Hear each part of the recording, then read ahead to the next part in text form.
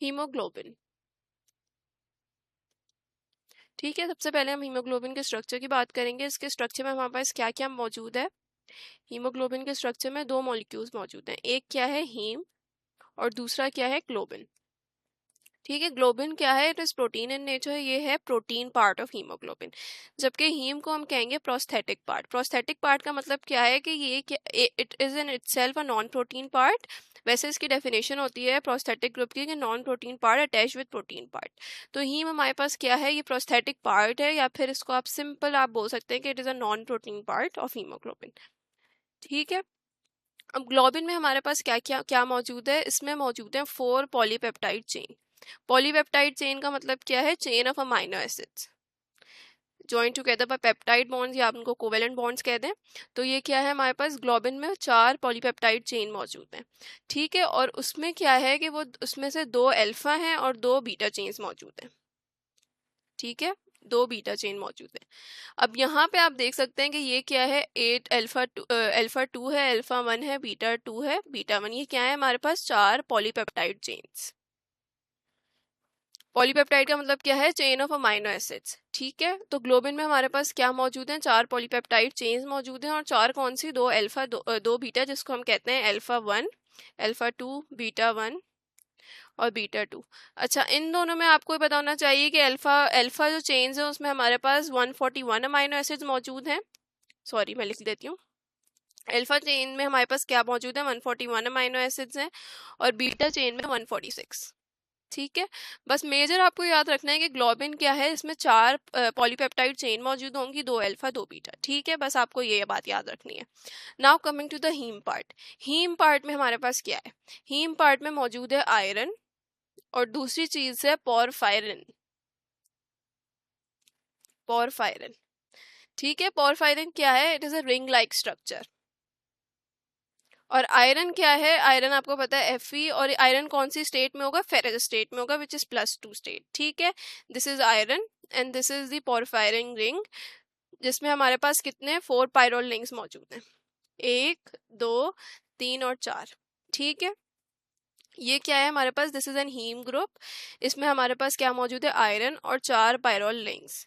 ये क्या है, पोरफायरिन। पोरफायरिन में क्या है, 4 पायरोल रिंग्स, और बीच में क्या आएगा, अगर इसमें बीच में हमारे पास आयरन आ जाए तो ये क्या बन जाएगा, हीम। ठीक है, तो हमारे पास ये रहा हीम, और ये है हमारे पास हीमोग्लोबिन। अच्छा, एक हीमोग्लोबिन के स्ट्रक्चर में आप देख सकते हैं कि 4 हीम मॉलिक्यूल्स मौजूद हैं। हर सब यूनिट में 4 पॉलीपेप्टाइड चेन है, तो हर चेन के अंदर हमारे पास क्या होगा, एक हीम ग्रुप मौजूद होगा। अब जो अगर हीम ग्रुप के अंदर आपको पता है iron, iron is the main thing जो कि ऑक्सीजन कैरी करेगा। हीमोग्लोबिन का काम क्या होता है, ऑक्सीजन को कैरी करना। तो इसमें हमारे पास ऑक्सीजन कैरी कौन करेगा, वो कैरी करेगा आयरन। ठीक है, जो आयरन है इसके पास क्या होती है, 6 वैलेंसी होती है। अब 4 तो आपको पता है कि ये जो हमारे पास नाइट्रोजन है पायरोल रिंग्स के, इनमें अटैच्ड है। ठीक है, जो इसकी 5th वैलेंसी होगी वो क्या होगी, वो एक और नाइट्रोजन से अटैच होगी जो कि हिस्टिडीन ग्रुप का होगा, an atom of histidine group. ठीक है, अब कौन सी वैलेंसी बची, एक, which was the 6th one. इससे हमारे पास ऑक्सीजन मॉलिक्यूल अटैच होगा। ठीक है, तो मैंने आपको क्या बताया, हर हीमोग्लोबिन हर यूनिट में हमारे पास क्या है, एक हीम मॉलिक्यूल मौजूद है। ये रहा एक हीम मॉलिक्यूल, ये रहा ये रहा ये रहा, और तो सब में हमारे पास एक एक आयरन मौजूद होगा। तो एक हीमोग्लोबिन मॉलिक्यूल हमारे पास कितनी ऑक्सीजन कैरी करेगा, 4 ऑक्सीजन मॉलिक्यूल्स। ठीक है, ये बात आपको समझ आ गई, कंफ्यूज तो नहीं हो रहे। मैं आपको दोबारा से बता देती हूँ एक दफ़ा कि ये हमारे पास क्या था, हमारे पास स्ट्रक्चर में क्या क्या होता है, ग्लोबिन और क्या होता है, हीम। ठीक है, ग्लोबिन तो आपको समझ आ गया होगा, इसमें 4 पॉलीपेप्टाइड चेन है। पॉलीपेप्टाइड का मतलब chain of amino acids join together by covalent bonds. ठीक है, ये रही एक chain 1, this is 1, this is 2, this is 3, this is 4। ये क्या हो गया, 4 पॉलीपेप्टाइड चेन। अब हीम में हमारे पास क्या है, पोरफायरिन है। पोरफायरिन में क्या होता है, 4 रिंग लाइक स्ट्रक्चर्स हैं। ठीक है, ये रहा एक पोरफायरिन, ये रहा एक, ये रहा दूसरा 3rd, ये रहा 4th। ठीक है, और हमारे पास आयरन मौजूद है फेरस स्टेट में, विच इज Fe+2। ठीक है, वो ये रही। अब इसके पास कितनी वैलेंसीज हैं, 6 वैलेंसीज हैं। तो क्या होगा कि जो 4 वैलेंसीज हैं उससे तो ये जो पायरोल रिंग है वो अटैच होगी। जो 5th वैलेंसी हमारे पास होगी उससे एक और nitrogen atom of histidine group का जो है, जो नाइट्रोजन एटम होगा वो अटैच होगा। मैं आपको लिख देती हूँ, an atom of histidine group या हिस्टिडीन साइड चेन, ठीक है, ये बाहर से आके अटैच होगा, ठीक है। और जो 6 वैलेंसी है हमारे पास इसकी, उसमें क्या होगा, ये ऑक्सीजन मॉलिक्यूल कैरी करेगा, ठीक है। अब मैंने आपको ये बात बता दी कि हमारे पास जो आयरन है वो ऑक्सीजन कैरी करेगा, लेकिन अब क्वेश्चन है कि एक हीमोग्लोबिन मॉलिक्यूल कितने आयरन कैरी करेगा, तो उसका आंसर क्या है, 4 ऑक्सीजन मॉलिक्यूल्स। क्यों? क्योंकि हर हमारे पास सब यूनिट में एक हीम ग्रुप मौजूद है, तो उसका मतलब है सब में एक एक आयरन मौजूद है, तो 4 oxygen molecules would be carried. Now coming up to the synthesis, ये बनेगा किस तरह हमारे पास। हाँ, हमारे पास क्या होगा, जो ट्यू स्यूसिनाइल को है, ये आपको एसिटिस याद करना है और ये पूछते भी हैं। Two succinyl CoA which react with 2 molecules of glycine, और हमारे पास क्या बना देंगे, पायरोल, ठीक है। पायरोल बना लिया। अब मैंने आपको क्या बताया था, 4 पायरोल रिंग्स हमारे पास क्या बना देंगे, प्रोटोपोरफायरिन। पोरफायरिन जो मैं आपको बता रही थी, प्रोटोपोरफायरिन इन्होंने बना दिया, ठीक है। अब इसमें अगर हम क्या करेंगे, आयरन ऐड कर देंगे, तो हमारे पास क्या बन जाएगा, हीम। ये कितनी सिंपल सी बात है, अभी मैंने आपको बताया कि हीम मॉलिक्यूल के अंदर क्या होता है, प्रोटोपोरफायरिन होता है और आयरन, ठीक है। मैंने आपको पोरफायरिन बताया था, उसको आप प्रोटोपोरफायरिन भी कह सकते हैं।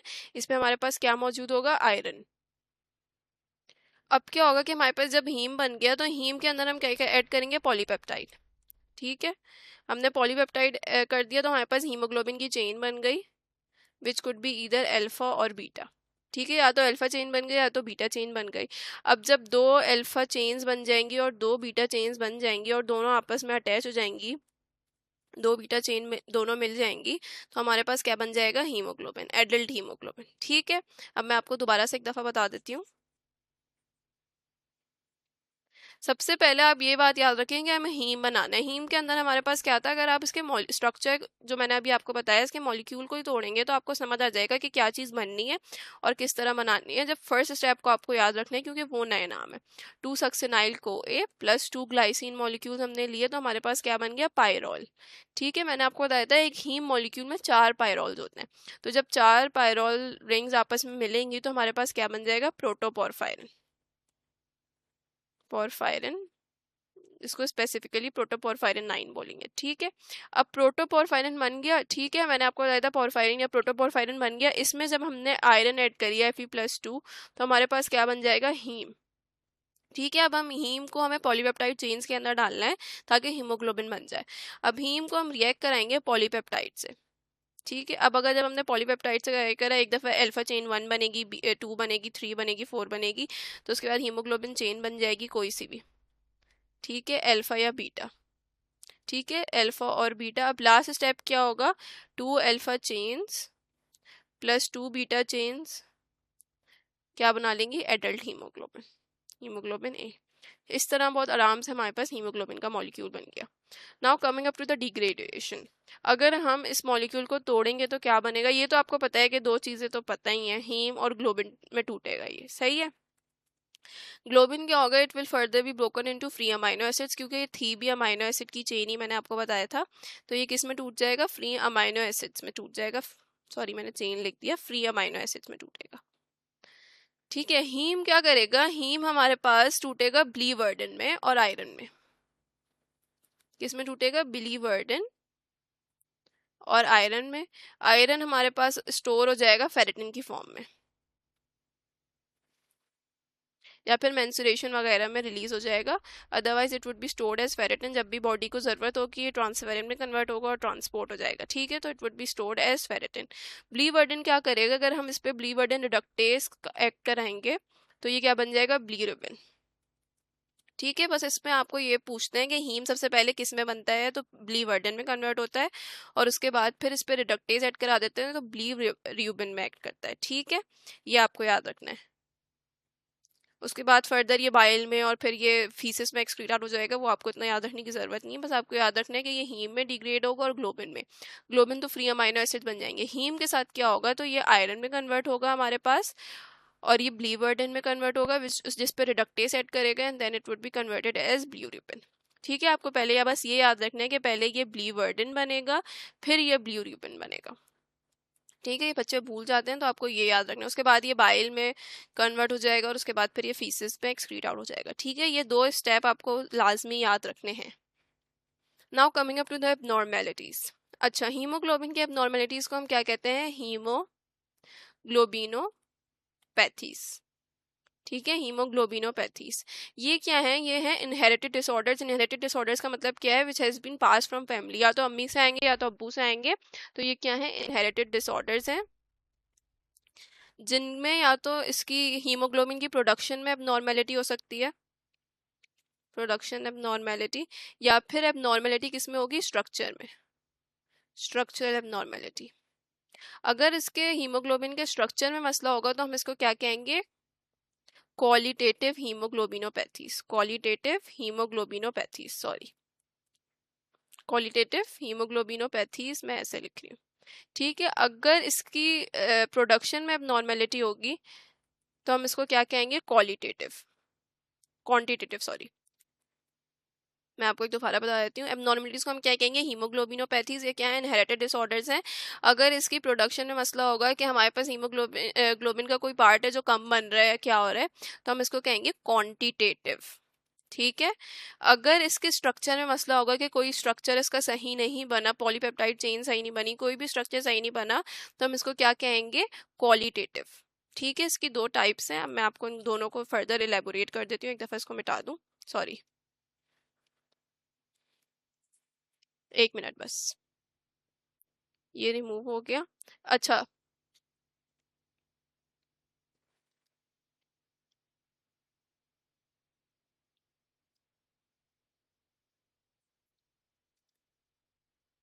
सॉरी, एक मिनट का इशू आ गया था। मैं आपको एक दफ़ा मिटा के दोबारा से बता देती हूँ कि क्या होता है। अच्छा, सबसे पहले हम बात करेंगे क्वालिटेटिव एबनॉर्मेलिटीज़ की।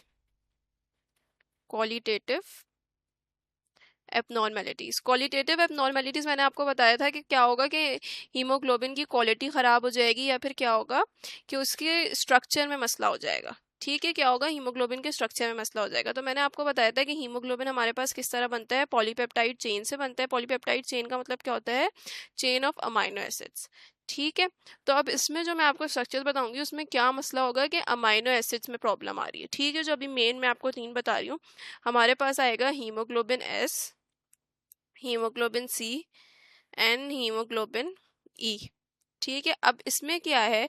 समझे, हमारे पास जो बीटा ग्लोबिन है उसमें हमारे पास क्या है? उसमें जो हमारे पास 6th कार्बन है उसके ऊपर क्या मौजूद होता है? Glutamic acid. मैंने आपको क्या बताया था? पॉलीपेप्टाइड चेन होती है। पॉलीपेप्टाइड चेन का मतलब क्या है? अमाइनो एसिड की चेन। तो जो उसमें हमारे पास 6 कार्बन है उसमें हमारे पास क्या मौजूद है? कौन सा अमाइनो एसिड मौजूद है? Glutamic acid. ठीक है, 6th कार्बन पे कौन सा था? मैं यहाँ पे लिख देती हूँ।